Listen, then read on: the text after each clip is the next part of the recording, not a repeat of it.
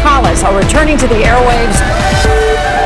I'm so excited for you. I'm looking at the app right now. Welcome back, Tommy and Kelly! The Tommy Show took pride in being an active member of the local community. Thrilled for you. And for making DC a happier place. Congratulations, Tommy and Kelly, on the launch of your new Tommy Show 2.0. Get on it, people. Share that app. And folks, it's the news we've all been waiting for. The Tommy Show, it's coming back.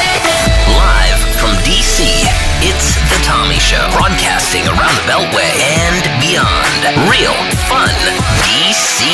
Starring Kelly Collis and Tommy McFly. Another hour of The Tommy Show starts now. She's back, everyone, she's back. Kelly Collis came back. It's like I never left. Oh man, we miss you. See, little Fox, I told you she wasn't going to leave us forever.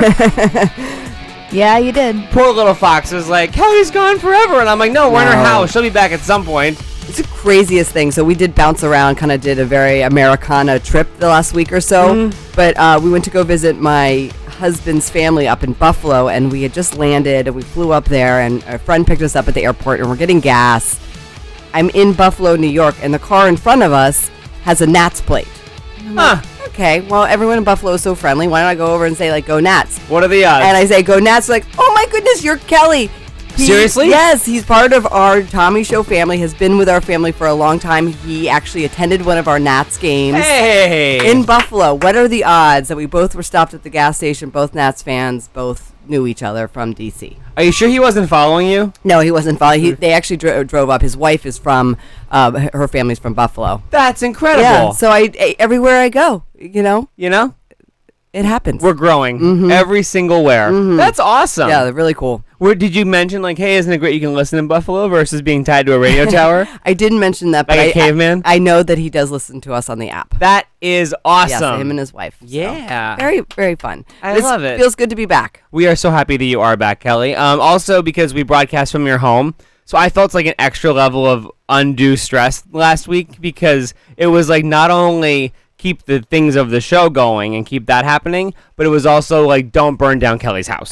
That would be nice. Was a general concern of mine. When I left on Friday, you can check on your Nest Cam. I did like 74 laps around your house to be like, are all the windows locked or the doors locked? Is this locked? Is that locked? Is the refrigerator closed? Do I have to take out the trash? What's going on? I don't even know. Stove off? Is the stove off? Or all? I considered unplugging everything in the home besides the line that goes from the computer to the encoder to the universe. Because you would be responsible. Basically, I was like, if I just shut down the entire surge box, the entire fuse box, I'm probably safe then, right?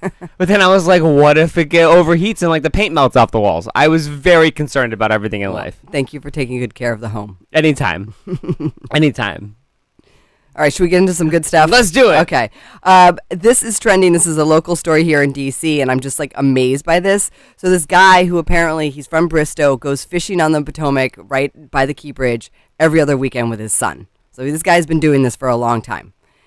Over the weekend, he pulled up a 53-pound catfish from the Potomac. It is ginormous. There's a photo of it. It's huge. What else is down there?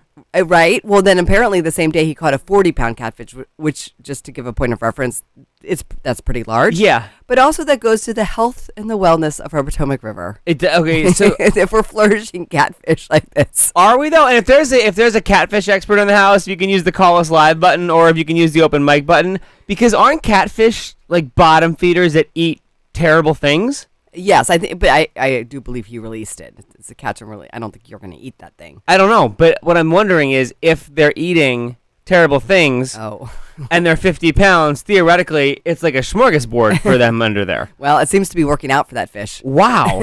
Because he's huge. That fish is just like, hey. Like, he's like, basically, he lives in a golden corral. He's just eating all the things all the time. Well, keeping the Potomac clean. I guess. God knows what's in there. 50-pound fish. 53 pounds. How do you even have, like, that high of a test of your line? Like, the strength with the line? He did say it took him quite a while to get the fish in. But, I mean, this guy, apparently he does it every other weekend, so good for him. But I bet when he went to go fish in the Potomac, his friends were like, why do you need a 700-pound test line? What are you going to catch her? He's like, someday. And there he goes. Wow. So that's really cool. Huh. Yeah. I'm pretty blown away by that. I've never been fishing on the Potomac. I've paddleboard, I've motorboat, I've done a bunch of other things. Never gone fishing. I didn't know you were. I mean, obviously you're allowed to. I didn't know that it was like a good idea to do. Yeah, there's a time of year on the Potomac. I've seen this when I'm paddleboarding. I don't know. It's like springtime when the shad is being like harvest or whatever the right word is. Oh, the old shad harvest. They're all out there fishing. Oh, I didn't. Okay. It's like a thing. What's a shad? It's the type of fish. Oh. And that's about my level of knowledge. All right, we're gonna go harvest some shads. No. Sounds- We don't know. The shad are harvesting, you're not harvesting the shad. The shad. What's a shad? I think I don't know. I think they're spreading their eggs. So the shads aren't people. The shads are water dwellers. We They're really fish. need. They're fish. We I do would know that. We would really need a fish expert to use the call us live button. That'd be great. Well, let's shift gears to something that we do know. 202-908-1288. Taylor Swift. Yes, of course. Teen Choice Awards last night. Yeah, so I mean, there was a bunch of teens on the stage winning awards, but who cares? It's Making all choices. Yeah, right. And it's all about Taylor Swift. She won the Icon Award. I think one thing I wish I would have known when I was a teen is that mistakes are inevitable. Like, if you screaming, it's good. It's nice. I think that, sometimes you think if you try hard enough to make every decision perfectly, you think you can possibly like ace life and never make any mistakes, but it's normal to make mistakes. And I just want you to know that if you're out there and you're being really hard on yourself right now for something that's happened or messing up or feeling embarrassed, it's normal. That's what's going to happen to you in life. No one gets through unscathed. We're all going to have a few scratches on us. Yes, Taylor Swift, words of wisdom. Did you notice Taylor Swift was a little... and I am Taylor Swift fan, Northwest Fan Club chapter. I know. President. But she seemed to get a little upset about people like messing up her soundbite. Did you hear that? I think one thing I wish I would have known when I was a teen is that mistakes are inevitable. Like, if you screaming, it's good. It's nice. I was about to make a moment here, guys. That's going to be put on television everywhere. Could you please just lock it up? Well, she may have been hungover. Oh, Because yes. the day before, Yes. I woke up to Twitter. I was like, what is going on? Hashtag Drunk Taylor was trending on Twitter on Saturday night because apparently she was at some big party that was celebrating her and her awesomeness, and it was with the members of sort of her posse that did the last two videos that she came out with. And she was having a good time. Yeah, she was dancing. When I first saw hashtag Drunk Taylor, I thought maybe like Taylor Hicks from American Idol finally like went off the deep end and was just found like as a drunken mess in Times Square. Not that And Taylor. somebody like checked his name in his underwear band and was like, "Oh, it's Taylor Hicks." No, it No. was Miss Swift. Taylor Swift getting drunk and having a good time. But she wasn't holding any cocktails. Like, that's the thing. Like, she's dancing around, she's Yeah. singing, she looks amazing, and her hair, she kind of like messed up her hair.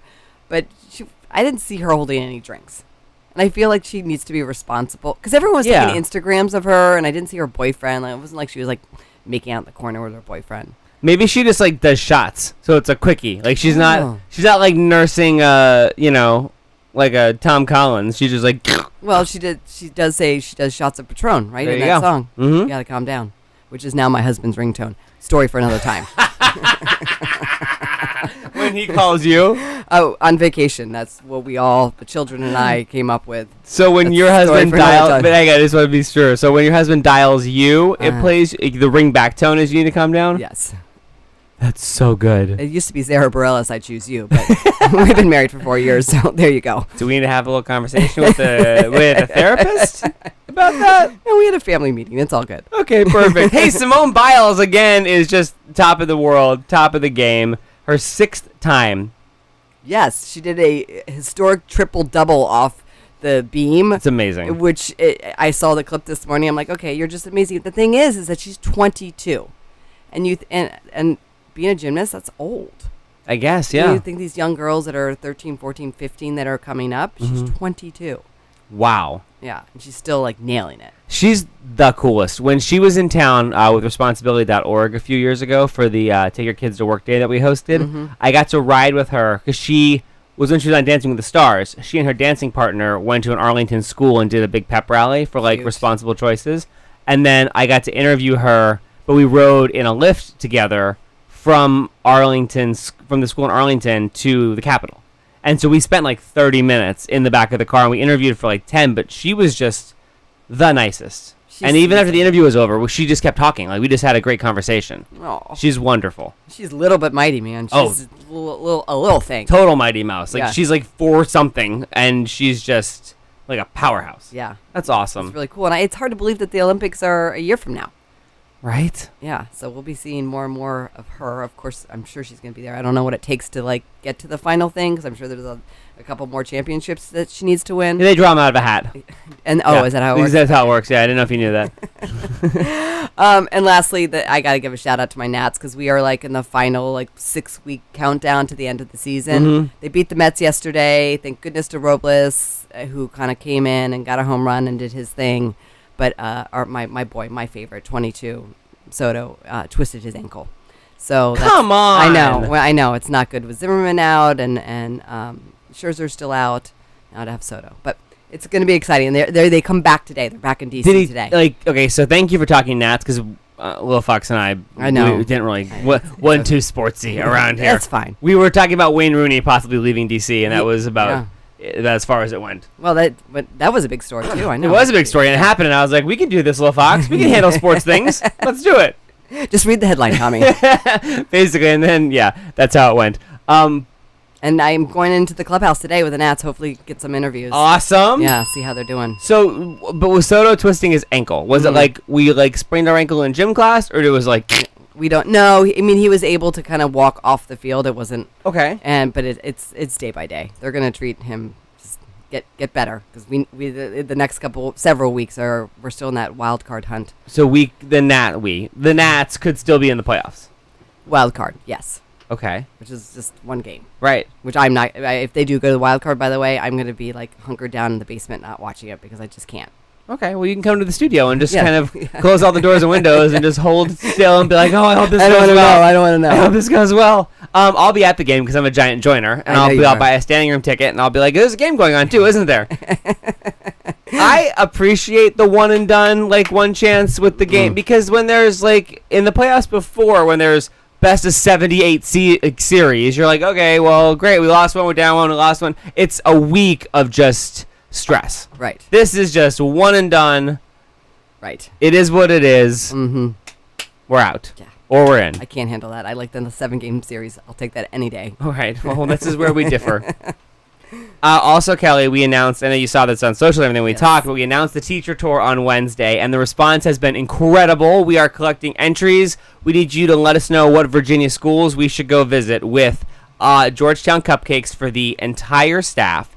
And our partners, Virginia Lottery, are making it happen so much bigger this year. So we're going to bring Virginia Lottery scratchers for the teachers and the staff. We're going to bring all kinds of great swag. And entries are still open through Sunday. Yes, and it's perfect timing, because I'm reading that there is actually a school in our area, a district that has starting their first day of school today in Stafford County. Woo-woo! So it's perfect time. Those teachers getting back, get the sand out of your shoes, getting up early and back to school. What we've seen happen too, there's we saw some PTAs sharing our information on Facebook, and we saw some schools getting involved. So all of that is up there for you to get entered. It's super easy. We streamlined it this year.